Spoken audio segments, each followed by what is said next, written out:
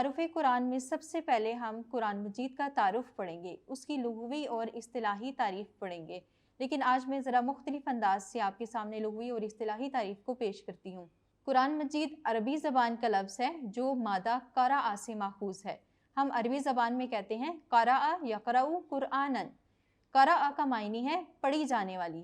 قرآن مجید کا نام قرآن اس لیے ہے کیونکہ یہ سب سے زیادہ پڑھی جانے والی کتاب ہے۔ قرآن مجید کیسے سب سے زیادہ پڑھی جانے والی کتاب ہے؟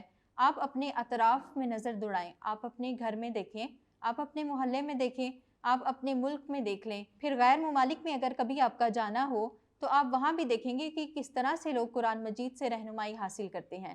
تو ثابت ہوا کہ قرآن مجید سب سے زیادہ پڑھی جانے والی کتاب ہے کیونکہ وہ آپ کے گھر میں پڑھی جاتی ہے، وہ آپ کے محلے میں پڑھی جاتی ہے، وہ نہ صرف مسلم ممالک غیر مسلم ممالک میں بھی پڑھی جاتی ہے۔ قرآن مجید کی اصطلاحی تعریف کیا ہے؟ قرآن مجید جیسا کہ آپ سب جانتے ہیں کہ اللہ تعالیٰ کی آخری کتاب ہے جو اللہ رب العزت نے حضرت محمد مصطفیٰ صلی اللہ علیہ وآلہ وسلم پر نازل فرمائی تھی۔ کس کے ذریعے نازل کی؟ حضرت جبرائیل امین کے ذریعے نازل کی۔ تو قرآن مجید کی اصطلاحی تعریف کچھ یوں ہے کہ قرآن مجید اللہ تعالیٰ کی آخری کتاب ہے جو اللہ تعالیٰ نے حضرت محمد مصطفیٰ صلی اللہ علیہ وآلہ وسلم پر جبرائیل امین کے ذریعے نازل کی۔ قرآن مجید حضرت محمد مصطفیٰ صلی اللہ علیہ وآلہ وسلم پر نازل کردہ آخری کتاب ہے۔ حضرت محمد مصطفیٰ صلی اللہ علیہ وآلہ وسلم اللہ تعالیٰ کے آخری نبی ہیں۔ آپ صلی اللہ علیہ وآلہ وسلم کے بعد کوئی آخری پیغمبر نہیں آئے گا، آپ پر نبوت تمام ہو چکی ہے، لہٰذا قرآن مجید اللہ تعالیٰ کی آخری کتاب ہدایت ہے۔ نہ اس کے بعد کوئی کتاب آئے گی، نہ ہی کوئی مصحف آئے گا، نہ کوئی صحیفہ نازل ہوگا۔ یہ کتاب اب ابد تک لوگوں کی رہنمائی کرے گی، لوگوں کو ہدایت دے گی۔ جس طرح تمام پچھلے انبیاء کو معجزے عطا ہوئے، کیونکہ لوگ ڈیمانڈ کرتے ہیں کہ آپ نبوت کا دعویٰ کر رہے ہیں تو اس کی دلیل پیش کی جائے۔ تمام انبیاء کو اللہ تعالیٰ نے کوئی نہ کوئی معجزہ دے دیا تھا۔ حضرت محمد مصطفیٰ صلی اللہ علیہ وآلہ وسلم سے جب معجزہ طلب کیا گیا تو وہاں کے دستور کے مطابق چونکہ عرب لوگ فصیح و بلیغ تھے، لغت میں بہت حد تک آگے جا چکے تھے، تو اللہ تعالیٰ نے محمد مصطفیٰ صلی اللہ علیہ وآلہ وسلم کو قرآن مجید عطا کیا۔ قرآن مجید معجزہ خالدہ ہے۔ ہم جانتے ہیں کہ قرآن مجید میں 3 جگہ پر اللہ تعالیٰ نے اس کے معجزہ ہونے کو ثابت کیا۔ پہلے اللہ رب العزت نے فرمایا کہ لاؤ اس جیسی ایک کتاب، کوئی بھی نہیں لا سکا۔ پھر اللہ تعالیٰ نے اس میں کمی کی، اللہ تعالیٰ نے فرمایا 10 صورتیں لے آؤ۔ کوئی شخص چاہے وہ عرب کا کتنا ہی بڑا عالم و فاضل تھا لیکن وہ اس جیسی 10 صورتیں بھی نہ لا سکا۔ اللہ تعالیٰ نے اس میں مزید کمی کی، اللہ تعالیٰ نے فرمایا ایک مختصر صورت لے آؤ اس جیسی، لیکن کوئی اس پر بھی عمل نہ کر سکا، کوئی اس جیسی ایک صورت بھی نہ لا سکا۔ قرآن مجید اللہ تعالیٰ کا زندہ و خالد معجزہ ہے، اللہ تعالیٰ کی طرف سے منزل ہے، اللہ تعالیٰ کا کلام ہے، کیسے کوئی اس جیسا دوسرا کلام لے کے آ سکتا ہے۔ اگلے نقطے کی طرف بڑھتی ہوں۔ قرآن مجید کو اللہ تعالیٰ نے مہیمن کہا ہے۔ مہیمن سے مراد ہے نگہبان، محافظ۔ اس کو انگلش میں کہتے ہیں watch over, guard, a book which guards the previous books۔ قرآن مجید کو مہیمن کہا ہے، مصدق کہا ہے پچھلی آنے والی کتابوں کے لیے۔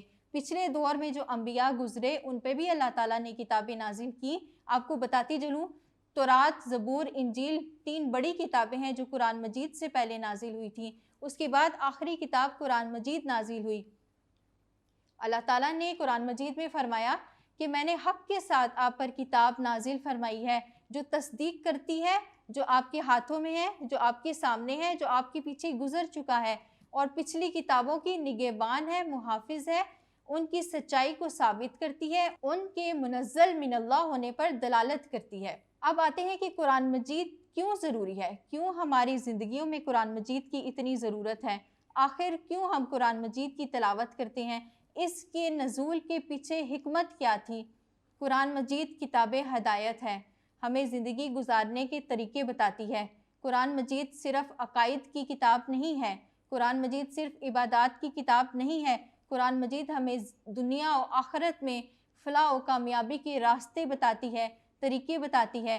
قرآن مجید میں جہاں عقائد کا بیان ہے، جہاں عبادات کے طریقے بتائے گئے ہیں، وہیں اللہ رب العزت نے یہ بتایا کہ بزنس کس طرح سے کرنا ہے، والدین کی عزت کس طرح سے کرنی ہے، گھر میں کس طرح سے رہنا ہے، بیوی کے ساتھ کیسا برتاؤ کرنا ہے، بچوں کے معاملے میں کس طرح سے برتاؤ کرنا ہے، ایک دوسرے کے حقوق کیا ہیں، ایک دوسرے کے فرائض کیا ہیں، کس طرح سے آپ نے اپنے فرائض کا خیال رکھنا ہے، دوسروں کے حقوق کو ادا کرنا ہے۔ الغرض کوئی بھی زندگی کا پہلو ایسا نہیں ہے جس کو قرآن مجید ایڈریس نہ کرے۔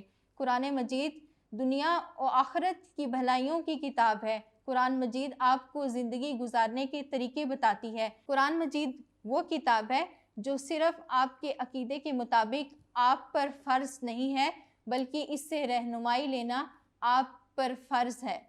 آپ نے اس سے رہنمائی لینی ہے۔ آپ نے اس کتاب کو مجرد پڑھنا نہیں ہے، تلاوت نہیں کرنی، اس کو ترجمے کے ساتھ اس پر عمل کرنا ہے۔ آپ اگر صرف عربی ٹیکسٹ کو پڑھتے جائیں گے، آپ کو نہیں پتہ چلے گا اندر کیا لکھا ہوا ہے۔ آپ نے اس کو ترجمے کے ساتھ پڑھنا ہے تو آپ کو پتہ چلے گا کہ آپ نے اپنی زندگی کو کن طریقوں سے گزارنا ہے، کس طرح سے اپنی زندگی میں چلنا ہے، کس طرح سے آپ کو دنیا میں کامیابی ملے گی، کس طرح سے آپ کو آخرت میں کامیابی ملے گی۔ شاعر فرماتے ہیں، قرآن میں ہو غوطہ زن اے مرد مسلمہ، اللہ کرے تجھ کو عطا جدت کردار۔